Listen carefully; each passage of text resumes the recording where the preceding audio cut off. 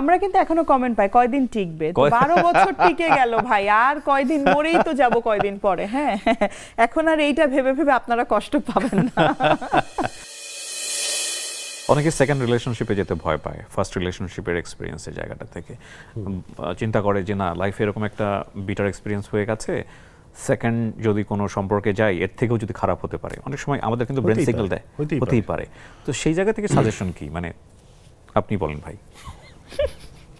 আমি তো এটার এক্সপার্ট না। না ডেফিনেটলি আপনার দিন শেষে ছেলেদেরকে অনেক কিছু ম্যানেজ করতে হয়, তাই না? হ্যাঁ, ম্যানেজ, ছেলে হয়েছেন আপনাকে ম্যানেজ করতেই হবে। এখন সেটা আপনার ইট ডিপেন্ডস যে আপনার প্রত্যেকের যার যার ওন টেকনিক। মানে রাইট পারসন সামনে চলে আসলে তখন আপনি ডিসিশন নিতেই পারেন, বিষয়টা আসলে এরকম। এখন রাইট না রং আপনি বুঝবেন কি করে? সেটাও তো কথা, তাই না?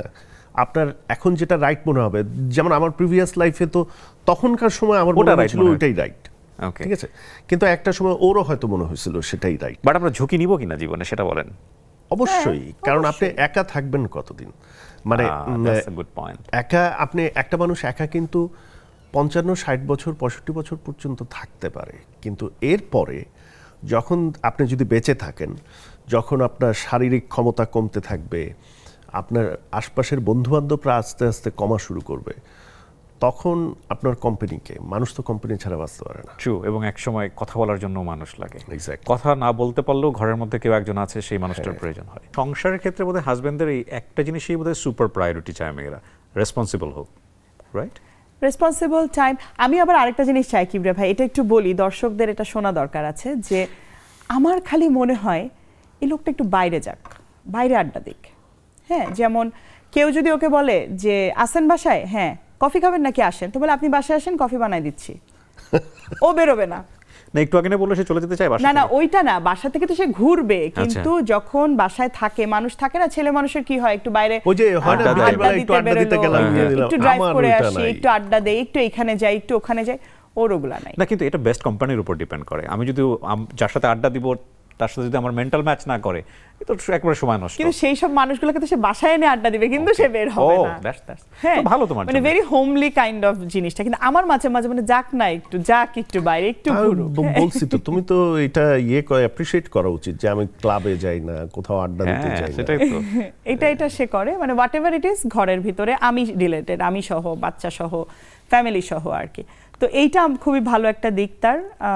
আমি বলবো যে শুধু তার ভালো দিক না, আমারও ভালো দিক। আমিও ঘরের মধ্যে পছন্দ করি, তুমি সহ্য করো, ইনফ্যাক্ট সহ্য করি, আবার আমিও ঘরে থাকতেই পছন্দ করি, আমিও খুব যে বাইরে ঘোরাফেরা করি তা। দিন শেষে মিডিয়াতে আসলে কোন কাপল ভালো আছে এই রকম নিউজ আসলে খুব একটা আসে না। না এগুলো নিউজে তো কাটতেই মনে হয় কম, ভেঙে গেল নিউজে কাটতে বেশি, অনেক বেশি। একটা কিছু হচ্ছে, ঝামেলা হচ্ছে, ওটা নিয়েই মানুষ কথা বলতে। আমরা কিন্তু এখনো কমেন্ট পাই, বেশিরভাগ মানুষই ভালো আছে, বেশিরভাগ মানুষই ভালো। দুই একজন মানুষ খারাপ আছে, ওই দুই একজন মানুষের খারাপটাকেই বড় করে দেখতে পছন্দ করে। আমরা কিন্তু এখনো কমেন্ট পাই কয়দিন টিকবে, তো 12 বছর টিকে গেল ভাই, আর কয়দিন মরেই তো যাব কয়দিন পরে। হ্যাঁ, এখন আর এইটা ভেবে ভেবে আপনারা কষ্ট পাবেন না। ভাই কিছু যদি বলার থাকে। না, এটা অ্যাবসলিউটলি ওইটাই, যে পারসেপশন বিভিন্ন ধরনের থাকে মানুষের, বাট এখন এটা আমরা কিছু বলেও মানুষকে কন্ট্রোল করার কোনো ওয়ে নাই, কারণ এইটাই এখনকার ট্রেন্ড। সো তারপরেও আমার কাছে মনে হয় যে আমাদের যেরকম কিছু কমিটমেন্ট আছে, রেসপন্সিবিলিটি আছে, সোসাইটির মানুষ হিসেবেও প্রত্যেকটা মানুষের কিছু রেসপন্সিবিলিটি আছে, প্রত্যেকটা ইস্যুতেই আছে। সো আমার মনে হয় যে সেই রেসপন্সিবিলিটিটা সবাই ঠিকঠাক মতো পালন করলেই সোশ্যাল মিডিয়াটা আরেকটু সুন্দর হতো হয়তো দেখতে। Agreed. That's it. Agreed. Thank you so much, Nausheen. Thank you, Kibriya bhai. Thank you so much. ভালো থাকো তোমরা।